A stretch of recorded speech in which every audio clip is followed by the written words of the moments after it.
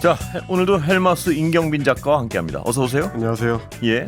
네, 오늘 좀 명구스럽지만 저희 뉴스아이킥이 6분기 연속으로 전체 라디오 청취율 조사에서 1위를 했기 때문에 예. 기념하는 의미에서 저희 또 청취해 주시는 고마운 청취자 분들을 위해서 하이킥의 선물 곡간을 활짝 개방하도록 하겠습니다. 예. 오늘 방송 들으시면서 뉴스하이킥의 축하 메시지와 의견 보내주시는 분들한테 추첨을 통해서 선물 보내드릴 텐데요.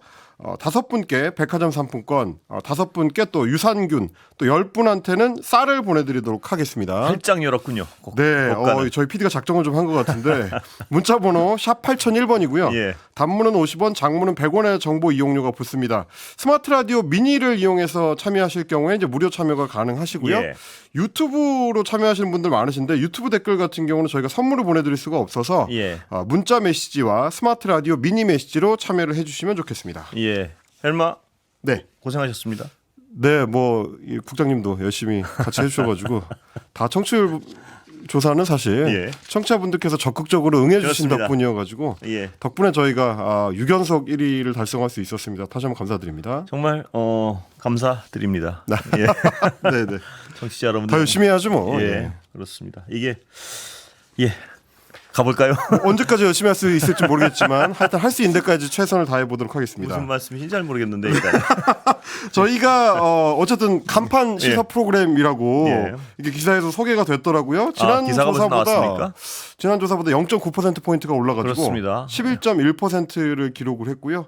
유일하게 예. 평일 두 자릿수 청취율을 기록을 했다는 점 이렇게 또 자랑을 좀 드리면서 아이고. 예, 청취율 조사는 한국리서치에서 진행을 했습니다. 13세에서 69세 사이에 라디오 청취자 3,000명 대상으로 지난 7월 9일부터 22일까지 2주 동안 진행이 됐고요. 표본오차 95%의 신뢰 구간은 플러스 마이너스 1.8%포인트입니다. 그동안 자기 자랑하는 사람도 흉봤는데 그게 아니군요. 기분이 좋군요.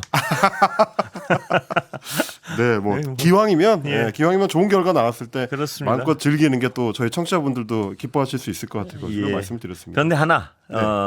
물론 이 청취자분들이 좋아해 주시는 게 너무나 고맙죠. 근데 네. 이 높은 청취율, 시사 프로그램에 대한 높은 청취율이 현재 어떤 약간 암담한 어떤 정치 현실이랄까요? 사회 현실을 반영하는 것 같아서 한켠엔 네. 좀 가슴이 무거운 것도 있습니다. 예. 평화로운 시기였더라면 좀 덜했을 것이다 이런 말씀이시죠. 평화로운 시기라면 예를 음악 프로가 1등을 해야지 정상적인 그만큼 또 이제 우리 국민들이 정치 그렇습니다. 시사에 관심이 많으시니까요. 예. 그렇습니다. 예. 오늘 뉴스로 가볼까요? 네, 예. 오늘 뉴스 중에서 가장 주목을 받은 거는 이종찬 광복 회장이 지적을 했었던 독립기념관장과 관련된 인사 문제입니다. 이종찬 광복 회장이 어제 별도의 기자회견까지 열고 뉴라이트다라고 이제 지목을 했었던 김형석 대한민국 역사와 미래 이사장이 새로운 독립기념관장에 임명이 됐습니다. 대통령이 임명을 했는데 독립기념관장 같은 경우는 임원 추천위원회가 후보자를 추려서 보훈부 장관한테 이제 추천을 하고요. 예. 그 보훈부 장관이 제청을 하면 대통령이 3명의 후보 중에 1명을 임명하는 구조로 되어 있습니다. 그래서 말씀드렸던 대로 오늘 김영석 이사장이 공식 임명이 됐고요. 김영석 이사장 같은 경우는 총신대학교 교수를 지냈고 한민족복지재단 사무총장, 안익태재단 연구위원장, 통일과 나눔재단 운영위원장 등등을 지낸 인물인데 주목을 받게 된 건 아무래도 이종찬 회장의 어제 기자회견 때문입니다. 어제 뭐라고 이야기를 했냐면 독립기념관 임원 추천위원회가 일제강점기가 한국 근대화에 도움이 됐다라고 주장을 하는 사람들을 포함해서 관장 후보 3명을 선발해가지고 국가보훈부 장관한테 보고를 했다. 이 중에 이제 한 명이 김영석 신임 관장이었던 거고요. 그 김영석 관장과 관련해가지고 오늘 MBC 라디오에 이종찬 회장이 출연을 했습니다. 시선집중에 출연해가지고 조금 더 구체적으로 이야기를 했는데 독립운동과 무관한 인물이기도 하고 직접적으로 이제 관련이 없는 인물들이기도 한 인물들을 이제 후보로 추천을 했고 그 중에서도 김영석 이사장 같은 경우는 면접을 볼 때 1948년 이전에 우리 국민은 없었고 일본 국민만 있었다라고 얘기를 했는데 그런 사람이 어떻게 독립기념관장이 되느냐? 독립기념관을 침범해서는 안 된다라고 이제 직격을 했습니다. 이 얘기는 무슨 얘기냐면 소위 말하는 이제 뉴라이트 진영에서 흔히 하는 얘기 중에 하나인데요. 우리 국권이 없던 시절이기 때문에 일제 시대에는 굳이 따지자면 조선반도에 살고 있었던 사람들, 한반도에 살고 있었던 사람들은 공식적으로는 국적이 일본이다. 예. 그건 뭐 일제 시대가 맞느냐 틀리냐 혹은 옳으냐 그르냐를 떠나서 팩트다라는 식의 이제 주장들을 많이 했습니다. 그리고 이제 그 관련된 뭐 어떤 저술이나 저작, 뭐 논문이나 이런 것들을 많이 발표했었던 사람들을 통칭해서 우리가 뉴라이트라고 하죠. 예. 김영석 신임 관장의 이 면접 과정에서의 발언도 이 맥락이 좀 닿아 있는 것 같다라는 게 지금 이종찬 회장의 지적입니다. 예. 뭐 한두 번 이런 일이 있었던 것이 아니라서 네. 이 얘기를 또 하기가 좀 그렇기도 한데요. 왜 모든 인사가 하필 이 사람을 이런 자리에라는 또 말이 나오게 하는지는 모르겠어요. 예. 요즘에 기억하시겠지만 노동부 장관 그렇고요. 노동부 장관, 예. 예. 방통위원장 그렇고. 방통위원장 후보, 예. 방통위원장도 그렇고요. 왜 어떤 민감하고 중요한 사안마다 인사를 하필 꼭 거의 가장 많이 이 사람만큼은 해서는 안 될 분들을 안 치는지 모르겠어요. 예. 그 이제 말하자면 이제 해당 업계에서 해당 예. 산업계에서 얘기하는 가장 좀 반대하고 싶은 인사를 예, 그렇습니다. 중심으로 이제 인사가 이루어진다라는 말씀이신 것 같은데 특히 이제 역사학계에서는 이 부분에 대해서 굉장히 좀 우려를 합니다. 저도 오늘 좀 취재를 해봤는데 예. 이를테면 김영석 관장이 면접 과정에서 했다는 이 주장, 예. 48년 이전에는 우리 국민이 없다. 일본국의 국적을 가진 사람들이다라는 얘기는 우리의 이제 헌법적 정통성을 부정하는 발언이다라고 예. 지적을 하는 학자들이 이제 주류입니다. 예. 이건 뭐 단순히 이제 논란이 있다 이런 차원의 문제가 아니고 어떻게 우리 국권과 관련된 어떤 정체성을 확립할 거냐 하는 문제이기 때문에 역사학자들이 공통적으로 지적하는 겁니다. 그러니까 애초에 1910년에 한일 합병이 강제로 이루어진 불법적인 합병이었기 때문에 예. 그 이후에 있었던 국적 문제를 따질 때 일본국의 신민이었다라고 해버리면은 그 합병 자체가 합법성이- 공식적이고 예. 합법성을 갖게 된다. 그러니까요. 그런 식의 주장이 부당하다라는 게 이제 그런 이 어떤 역사적인 어떤 정통성과 관련된 문제인 것이고요. 그리고 이제 또 하나 또 연결되는 게 뭐냐면 그래서 1948년으로 기준점을 잡는 예. 것도 결국 소위 뉴라이트 진영이 계속 밀고 있는 예. 48년 건국설과 연관이 된 것 아니냐라는 지적이 나오는 겁니다. 우리의 이제 헌법적 정통성은 1919년에 수립된 상하이 임시정부에서부터 예. 시작이 되는 건데 상하이 임시정부를 48년에 수립된 정부가 계승하는 것인데 근데 반대로 48년을 건국절이라고 해버리면 임시정부의 정통성을 부정하는 게 된다. 예. 역시 마찬가지로 헌법 부정이다. 이제 이런 지적들을 역사학계에서는 공통적으로 하고 있습니다. 예. 그러다 보니까 이제 이종찬 회장도 이런 반헌법적인 인식을 가진 사람이 다른 곳도 아니고 어떻게 독립기념관의 관장이 될 수 있느냐 이제 예. 이런 얘기입니다. 오늘 이제 MBC 라디오에 출연해서 했던 얘기 중에 이런 대목이 있습니다. 독립기념관을 변질시켜서 네. 1948년도에 건국기념관으로 만들고 싶어하는 것이다. 이건 신판 친일 쪽이라고 할 수 있는 건데 독립기념관장으로 그런 사고를 가지고 있는 사람이 오면 일제강점하의 독립운동을 어떻게 기념할 수 있다는 것이냐 라고 이제 강하게 비판을 했고요. 그러면서 인사가 이런 식으로 가는 거는 근본적으로는 예. 용산 어느 곳에 일제 때 밀정과 같은 존재의 그림자가 있는 것이 아닌가라고 주장을 했습니다. 예. 그러니까 일제 시대에 이 독립운동의 투사들을 고발했었던 밀정들처럼 용산 대통령실에 뉴라이트적인 사관을 갖고 있는 인물들이 이런 식의 인사를 주도하고 있는 거 아니냐 이런 이제 주장을 이종찬 회장이 한 겁니다. 예. 근데 이 뉴라이트를 어떤 대표하는 이런 분들을 이 자리에 앉히면은요. 거꾸로 저는 임명권자한테 하나 좀 정말 질문하고 싶은 것이 네. 그 역사관에 동의하느냐라는 어떤 직설적인 질문이 가능할 거예요, 아마. 그렇습니다. 그럼 과연 동의하지 않는다면 이런 사람을 여기 앉힐 이유가 있었을까? 뭐 이런 어떤 당연한 또 논리적인 귀결이 가능하고요. 게다가 이제 이종찬 광복회장 같은 경우는 지난 대선 기간 동안에도 이제 윤석열 대통령 상당히 좀 가까운 사이로 알려졌던 분입니다. 이철우 연세대학교 법학전문대학 교수 이분이 또 이제 대표적으로 학계에서 윤석열 대통령 가까운 인물로 예. 꼽히는데 그 이철우 교수의 아버지가 이종찬 회장이고요. 예.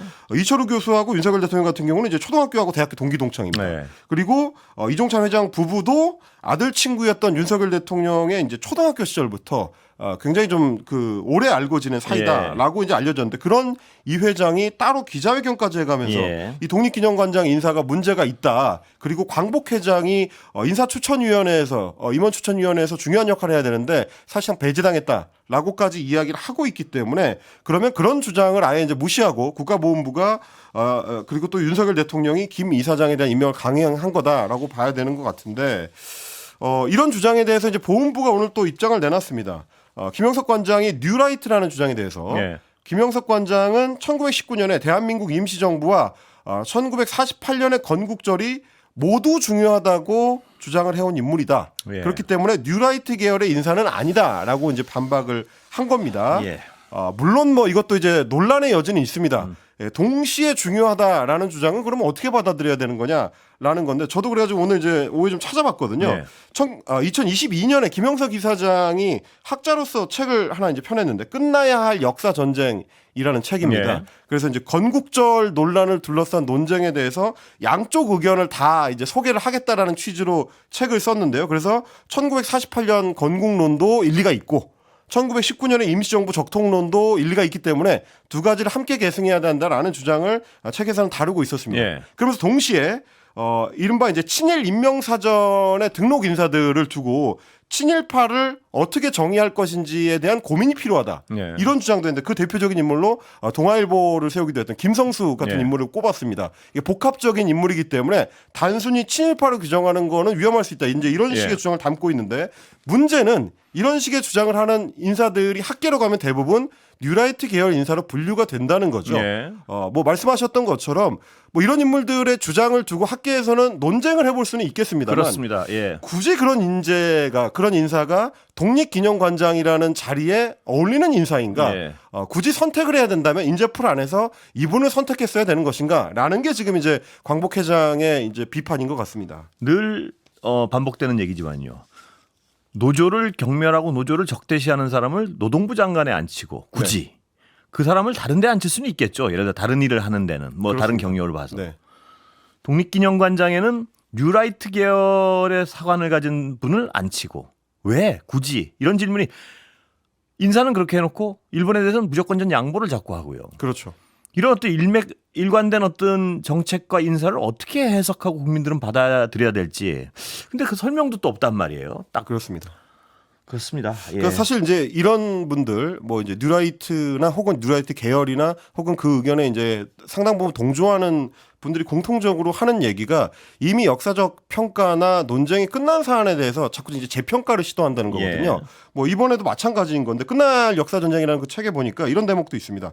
민족문제연구소가 발간했던 이제 친일 인명 사전 김성수 같은 인물들이 이제 등재가 되어 있는 그 친일 인명 사전을 두고 이렇게 표현했습니다. 친일 행위자의 역사적 공과를 따지지 않고 친일 행위와 반민족 행위를 동일시하는 우를 범했다라는 대목이 있습니다. 그러면 일제시대에 친일을 했던 행위가 굳이 또 반민족 행위로 직접 연결되는 것은 아니다라는 식의 이제 주장인 셈인데 그 논리를 자세히 듣다 보면 네. 역사 속에서요. 반민특위 당시에 친일 행위자들이 반민특위의 활동을 부수기 위해서 하던 논리랑 비슷한 부분이 있습니다. 비슷한 부분이 있습니다. 예. 그리고 뭐 또 하나 지적드리고 싶은 것은 뭐 대표적으로 김성수 같은 인물들 이런 인물들이 단순히 역사적 공과를 따지지 않고 그냥 친일파라고 낙인 찍고 끝났느냐 하면 예. 학계에서는 실제로는 그렇지는 않고요. 예. 김성수가 이제 소위 변절하기 이전의 활동들과 이후의 활동들도 다 구분해서 구분해서 역사적 정의를 공과를 했죠? 예. 그렇습니다. 따지고 있습니다. 그리고 예. 단순히 그렇게 따지자면 친일 인명사전은 정체성이 흔들리게 되는 거죠.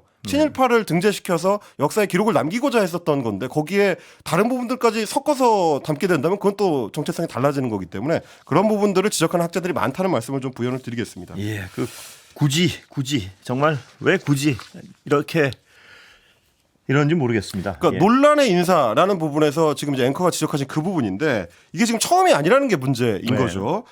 예를 들면 한국학중앙연구원, 그러니까 한국에 대한 역사라든지 뭐 문화라든지 민족 정체성이라든지 이런 부분들에 대한 이제 학문적 연구를 이제 지원하고 거기서 이제 교육도 이루어지는 대표적인 한국학 이 연구기관이고요. 정부기관인데 그 한국학중앙연구원의 인사들도 지난 7월에 내내 논란의 중심에 있었습니다. 예를 들면 7월 초에 뉴라이트 계열로 분류되는 역사 단체죠. 교과서 포럼. 예. 이제 국정교과서 파동 때도 그 중심에 있었던 교과서 포럼의 운영위원으로 활동을 한 이력이 있는 김주성 씨가 이 한국학중앙연구원의 이사장으로 7월 초에 임명이 됐고요. 예. 7월 30일에는 과거에 논란이 됐던 이 국정교과서의 집필진 중에 한 명이었던 예. 김낙년 동국대 명예교수가 한국학연구원장에 또 임명이 됐습니다. 네. 뭐 아시다시피 이제 김낙년 씨 같은 경우는 반일 종족주의라는 책, 네.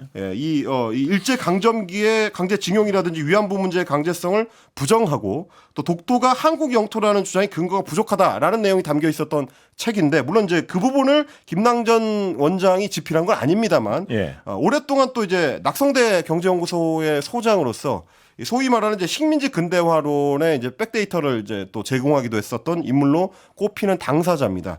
그런 분을 굳이 한국학중앙연구원장에 임명을 했어야 되느냐. 학계 안에서도 논쟁적인 인물인데 네. 따지자면 다른 자리도 많을 텐데 왜 그래서요? 하필 한국학중앙연구원장이냐. 이런 얘기는 학계 안팎을 비롯해서 많은 부분에서 또 지적이 되고 있는 상황이기도 합니다. 그러니까 이미 정리가 끝난 거의 정리가 끝난 컨센서스가 이뤄진 역사적 사안에 대해서 다른 문제를 제기하면서 어떤 우리의 정통성을 부인하려 하고 뭐 이런 분들이 좋은가 봐요. 왜 굳이 이런 분들을 찾아다니는지 모르겠어요. 예. 그러다 보니까 이제 야당에서는 오늘 이제 민주당의 독립기념관 이사를 맡고 있는 국회의원들이 이제 사퇴를 하면서 예. 그런 부분을 비판을 한 건데요. 예. 올해 초에 있었던 소위 이제 홍범도 장군 흉상 이전 논란부터 시작해서 예. 연결되죠. 이 소위 예. 보수층에서 원하는 이념 전쟁을 또다시 이제 시작하려고 이제 그 준비 작업으로서 이런 인사들을 연속적으로 내고 있는 거 아니냐라는 예. 게 지금 이제 야당에서 갖고 있는 의문입니다. 예. 그렇지 않길 바랍니다. 예. 지금 이념 전쟁을 할 땐가 과연. 예. 그렇습니다. 그렇습니다. 자, 사실 그리고 또 예. 이념 전쟁이라는 거는 그동안 이 지지율이 증명하듯이 대통령한테도 그렇게 크게 도움이 되지는 않았었거든요. 예. 그 부분을 좀 이제 고려해봤으면 좋겠습니다. 예, 그렇습니다. 예. 다음 소식 들어볼까요? 네, 오랜만에 여야가 좀 이제 비슷한 목소리를 내는 기회가 만들어졌습니다. 예. 오늘 여야의 정책위 의장들이 만나서 양당의 이견이 적은 민생 법안들을 중심으로 좀 신속하게 처리를 하자라고 하는 원칙에 합의를 했습니다. 일단 국민의힘에서는 김상훈 신임 정책위 의장이 참여를 했고요. 민주당에서는 진성준 정책위 의장이 오늘 만나서 첫 번째 회동을 했는데 소위 구하라법 네. 양육 의무를 저버린 부모들한테 대해서는 상속권을 배제하도록 하는 그 민법 개정안이 있습니다. 예. 이런 것들은 여야가 21대 국회 때도 이견이 없었기 때문에 빨리 처리하자라는 부분에 대해서 이 논의를 했고 예. 여기에 대해서 이제 김상훈 의장 같은 경우는 민주당에서 당론 발의한 50여 개 법안을 살펴봤더니 이견 없이 수용할 수 있는 법안들이 상당수 눈에 들어왔다. 라고 이제 이야기했고 네. 구하라법이라든지 공장 설립법이라든지 범죄 피해자 보호법들 이런 것들은 네. 논의할 수 있다라는 네. 입장이었고 진성준 의장 같은 경우는 국민의힘에서 중점 추진하겠다고 당론 채택한 법안들을 보니까 이견 크지 않은 법안들도 상당수가 있었다. 네. 이런 법안들은 여야가 속도를 내서 빨리 입법할 수 있지 않겠나 예. 빨리 생각한다라는 해야겠네요. 식으로 예. 화답을 했습니다. 그래서 특히 좀 어제 오늘 주목을 받은 거는 취약계층에 대해서 전기료를 감면하는 정책입니다. 이 폭염이 워낙 좀 예. 심각하기 때문에 전기라도 좀 마음껏 쓸 수 있게 하자라는 방안인데 여기에 대해서 한동훈 대표가 어제 제안을 했는데 오늘 진성준 의장이 환영한다라는 입장을 밝혔고요. 신속하게 협의해서 처리될 수 있었으면 한다. 라는 입장을 밝히니까 김상훈 의장 같은 경우도 기재부하고 산업통상부랑 지금 논의 중인데 최종 입장 정리가 되는 대로 잘 검토를 해보겠다라는 입장을 또 밝혔습니다. 예. 그런데 금투세는 어떤가요? 다만 말씀드린 네. 대로 이제 금투세 같은 경우, 금융투자소득세 같은 경우는 여야가 다소간의 입장 차이를 오늘 재확인을 했습니다. 진성준 의장 같은 경우는 이제 민생회복지원금법을 좀 강조를 하는 상황에서 예. 금투세에 대해서는 여당에서 민주당의 입장을 정리해달라고 하길래 그렇게 할 계획이다라고 일단 말씀을 드렸다. 개인적인 소신으로는 국민의 우려가 있는 사안에 대해서 부분적으로는 보완을 하더라도 시행 자체는 예정대로 해야 된다는 입장이다. 예. 이렇게 또 밝혔습니다. 사실 이제 이 입장은 어제 이재명 당대표 후보 같은 경우도 원칙적으로는 뭐 시행을 하되 언제 어떻게 시행할지에 예. 대해서 이제 손을 한번 보자라는 입장이었기 때문에 이제 아직까지는 민주당도 명확한 당론이 확정된 건 아닌 상황이다. 예. 이렇게 봐야 될 것 같습니다. 거듭 말씀드리지만 종부세나 금투세를 만지는 부분들은 아마 깊이 논의를 해야 될 겁니다. 민주당으로서. 상황으로서는. 그래서 일단 민주당 같은 경우도 전당대회가 이제 8월 18일에 끝나기 때문에 새로운 지도부가 들어서고 나면 그 뒤에 이제 본격적인 논의를 해보자. 이게 지금 당내 전반적인 예. 분위기입니다. 쉽게 갈 법안들은 아닌 것 같아요. 그렇습니다. 광고 듣고 다시 이어가겠습니다. 자, 야당에서 영수회담 요구하고 있죠. 어쨌든 여당도 새로운 지도부가 꾸려졌고 예. 야당도 이제 곧 민주당도 곧 새로운 지도부가 꾸려질 거기 때문에 그 이후에 이제 정치 일정에 있어서 그게 중요한 게 이제 대통령실과의 관계입니다. 예. 그래서 야당 같은 경우는 윤석열 대통령한테 영수회담을 이제 공식 제안을 했습니다. 예. 오늘 이제 박찬대 원내대표 지금 이제 대표 직무대행이기도 한데 최고위원 회의 자리에서 경제 비상상황 대처와 초당적 위기 극복 협의를 위해서 여야 영수회담을 조속히 개최해야 네. 된다라고 제안을 했습니다. 어제는 또 이제 이재명 후보도 토론회를 하다가 도중에 가장 만나고 싶은 사람으로 이제 윤석열 대통령을 꼽았기 네. 때문에 야당에서는 어쨌든 영수회담을 어떤 모양새로든지 좀 갖춰봤으면 좋겠다라는 내용을 지금 주장을 하고 있는데 국민의힘의 한동훈 대표도 뭐 이거에 어느 정도 화답하는 분위기입니다. 오늘 기자들이 물어봤더니 예. 회담을 통해서 민생을 풀어나가고 정책 위주로 협의를 출발시키겠다라는 이런 어떤 생각의 전환이나 제안을 환영한다라고 했고요. 이재명 후보의 당대표 연인이 확정되면 윤 대통령과의 회담 전에 일단 한 대표하고 만나가지고 이제 이야기를 정리할 수 있을 거다라고 또 이제 한 대표 측에서도 얘기를 하고 있기 때문에 그러니까 한 대표를 끼워서 윤석열 대통령하고 셋이 만나는 자리 정도로 지금 여당에서는 생각을 하고 있는 예. 거고요. 뭐 어떤 형태로든지 민주당 같은 경우는 그게 이제 1대1 회담이든 3자 회담이든 대통령을 만드는 자리가 중요하다라는 게 또 민주당의 입장인 것 같습니다. 예. 다만 여기서 이제 가장 중요한 예. 대통령실의 분위기 보니까 아직은 좀 부정적인 기류가 강한 것 같습니다. 예. 일단 지난번에 대통령하고 이재명 대표가 만났던 그 1대1 회담에 대한 기억이 별로 좋지 않았기 네. 때문인데 대통령 내부에서는 이재명 후보가 그 당시에 1차 회동 때에 15분 동안 입장문을 읽는 등 예. 1차 회담 당시의 보임 태도가 적절치 않았다. 예. 그렇기 때문에 이번 제안도 진정성이 느껴지지 않는다라는 분위기라고 합니다. 다만 워낙에 좀 분위기가 지금 전국이 꽉 경색이 돼 있다 보니까 민주당 전당대회 끝나고 나서는 대통령실이 회담을 검토할 가능성도 있고요. 그렇게 된다면 아마 한동훈 대표가 함께 참석하는 네. 3자 회담이 될 가능성이 높다. 근데 또 이것도 이제 대통령실의 주변에서 나오는 얘기고 여당 내의 얘기를 슬쩍 이제 들어보면 과연 대통령이 이재명 대표랑 1대1로 만나는 걸 부담스러워할까 혹은 한동훈 대표까지 껴서 3자로 만나는 걸 더 부담스러워할까? 저는 모르겠네요. 그건 저는. 예. 저한테 얘기했던 이제 여당 쪽의 사람은 아마 3자가 더 부담스러울걸요? 라는 얘기를 하기도 했습니다. 예. 그렇죠. 이 사람의 정서란 게 금방 풀리고 금방 이게 잘 아니니까요. 근데 예. 불편한 두 사람을 만나는 것보다 불편한 한 사람을 만나는 게 더 편할 수도 있겠죠. 네, 그럼에도 불구하고 워낙 지금 뭐 전국이 한 치 앞으로 나가지도 못하는 네. 상황이기 때문에 가능하면 여야 어떤 그 대표들끼리의 만남과 그리고 뭐 대통령과의 만남 이런 게 좀 이루어졌으면 좋겠습니다. 좀 자주 만났으면 좋겠습니다. 뭐 그렇게 어렵습니까 정말? 그러니까 예. 말이죠. 어느 쪽이건요. 예. 예.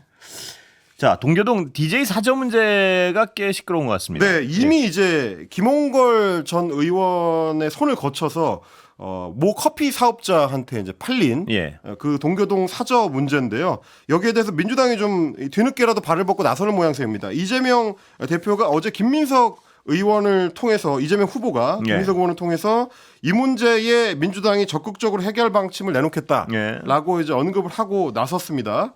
민주당 김민석 의원 같은 경우는 매각의 연유가 어찌됐든지 간에 민주당과 예. 이재명 대표가 DJ의 유업을 이어야 할 주체로서 책임감을 갖고 풀어나갈 방법을 찾겠다. 예. 이렇게 이야기를 했다고 전했고요. 그리고 DJ의 마지막 비서실장이라고 이제 불리는 예. 박지원 의원 같은 경우도 본인의 사저 한 6억 원 정도를 사재 예. 6억 원 정도를 내서 이걸 이제 다시 사들이는 데 적극적으로 나서겠다라는 입장을 또 밝혔습니다. 그리고 정청래 민주당 최고위원 같은 경우도 국비나 뭐 서울시비 필요하면 마포 구비까지 투입을 해서라도 공공의 공간으로 만들어서 문화유산화를 해야 된다라고 이제 주장을 하고 있는데 정작 문제는 예. 사저를 이 사들인 매입자의 입장입니다. 예, 뭔가요? 오늘 채널A하고 인터뷰를 했는데 되팔 생각이 없다라고 단호하게 그래요? 이제 선을 그었습니다. 그분은 뭘 하려는 거죠, 이 사저로? 지금 이제 이 사저에다가 기념관으로 이제 리모델링을 해가지고 예. 공공에 이제 공개하겠다라는 입장인데 그런 생각이에요? 예. 네, 팔아서 뭐 다시 뭘 얻겠다라는 건 아닌 것 같고요. 예. 일단은 뭐 사저 재매입을 추진하는 데 있어서 들은 바가 없고 예. 뜻이 있어서 매입했기 때문에 되팔 생각이 없다라고 선을 긋고 있습니다. 지켜봐야겠군요. 예, 오늘 여기까지 듣겠습니다. 감사합니다. 고맙습니다.